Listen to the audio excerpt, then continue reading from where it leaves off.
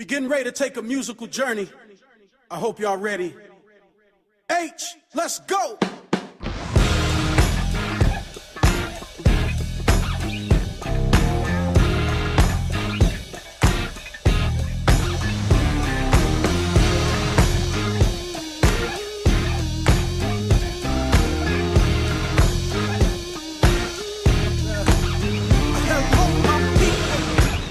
Whoever you may be, can you lend me your ear for a minute or three? Hundreds of kids in Hempstead will have a fresh new start this school year. They got brand new backpacks today here at the Judea Baptist Church, and they came with all kinds of supplies inside, like pencils, notebooks, and markers. Organizers say they hope it encourages families to stress the importance of education at home. We want the kids to know that the community is behind them, and education is not a priority, it is the #1 priority. The giveaway is an annual community and faith-based initiative. So out to God, there's only a few and far between. The needs of many outweighs the wants of a few, you see.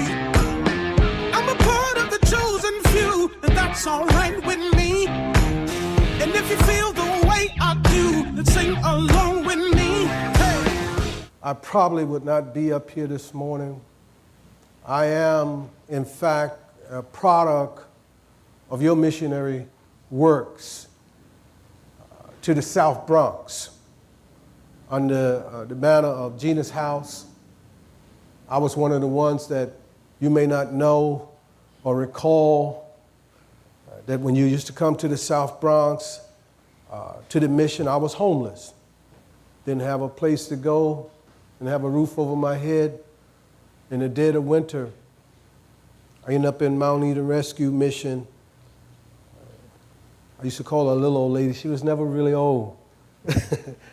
I used to call her that because that's, for some reason, it's an affectionate way for me. Sister Gina, she took me into her house without a lot of questionings. And until today, I don't remember filling out any forms. She asked me some very simple questions.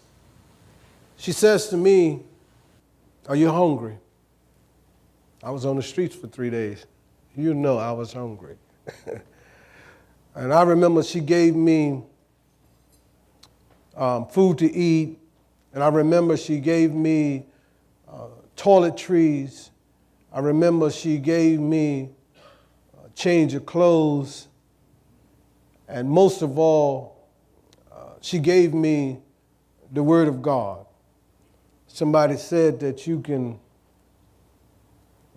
feed a person fish. You have to feed them every day, but you teach them how to fish. Something like that. I'm not that deep, so don't be looking for nothing deep. If y'all got your books together and you're looking for some deep theological sermon, go home. White book bag, and I got a pencil holder, I got a binder, and loose leaf paper, pencils, and pens. I don't really want the summer to end, but I'm ready for school. I love kids, so what better way but to help them? We have over 30 different churches and community organizations that are behind this particular initiative, and we want to let the kids know that we support them. They were already into the crime life and things of that, and I followed in their footsteps. Ricky Bellamy of Hempstead lived a life of crime. He was fatherless, penniless, and hopeless. He spent most of his life behind bars. I started going to a prison, juvenile institutions at the age of 13, and all the way up until I was 30 years old. Evangelist Reginald Benjamin, the former gang member turned minister, announced the creation of the ABBA Leadership Center. They struggle with a lot of drugs.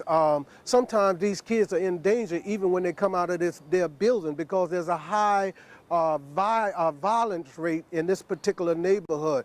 Benjamin says volunteer mentors will be matched with teens in the area. They just simply walk alongside of these young people when they're stressed out. They lend an ear. When they don't know what they want to do in the heat of the moment, they encourage them and try to diffuse some of the tension that they might be experiencing in the moment. I was incarcerated for 2 years. T.S. Speller is one of Benjamin's success stories. Speller received mentoring in a similar program. Speller says it put her life back on track. I could be in jail right now. I could be using crazy drugs right now. And now I'm in college, I'm working, and I have a future. They see someone that has done it and turned their life around, it's powerful. How do you feel right now? I feel great. We're looking forward to the next event. Matter of fact, on November 22nd, we'll be giving out 750 Thanksgiving baskets full with turkeys and food supply. The African-American community especially hard, leading to rising crime and incarceration rates, according to prison chaplain Reginald Benjamin. And what we notice is during the holiday season, there's a great upsurge in the number of people that are ending up in the Nassau County Jail. And after investigation, we find out that not only is that person in jail, but the families are in great economic stress. Well, you can see these turkeys are going out literally hand over fist. I'm told that more than 1,000 people have signed up, but there's only 700 turkeys. If I can help just one person along the way, then my labor was not in vain. And that was one of hundreds who turned out for a turkey giveaway in Hempstead Saturday. For years, the PTA mom says she served as a volunteer for the ABBA organization during their annual holiday food distributions. She says this is her first year as a client. With the economy going the way that it has, so many people don't have jobs this time of the year. So even when I called up that I needed help, it was a blessing because, you know, my family, we're in a financial situation. And she were treated to a sit-down dinner in addition to warm clothes and canned food. The food is good. Yeah? It's delicious. Yeah? So, you know, people could come by and feel welcome. About 700 families here are getting not only a free turkey, but also a box of fixins, everything they need to make a complete Thanksgiving dinner, including potatoes and stuffing, cranberry sauce, and even dessert. Organized by the ABBA Outreach Center. I probably spoke to Brother Reggie first, I'm not really sure, and then he asked me if I'd like a mentor, and then that's how I started speaking to Kathy. Why did you keep going to those meetings?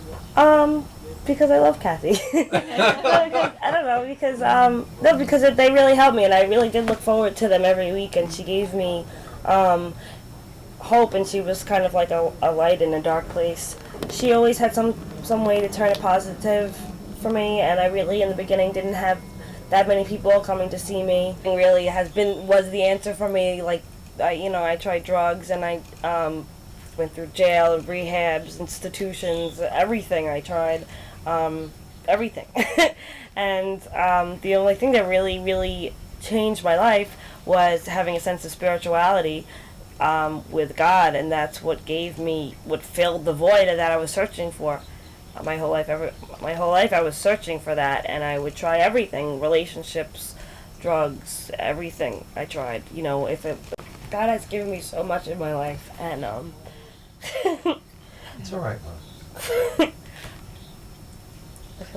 Mom. No, I don't know, I just felt, my view on life before was that, every time I overdosed and came out of that, I would be angry.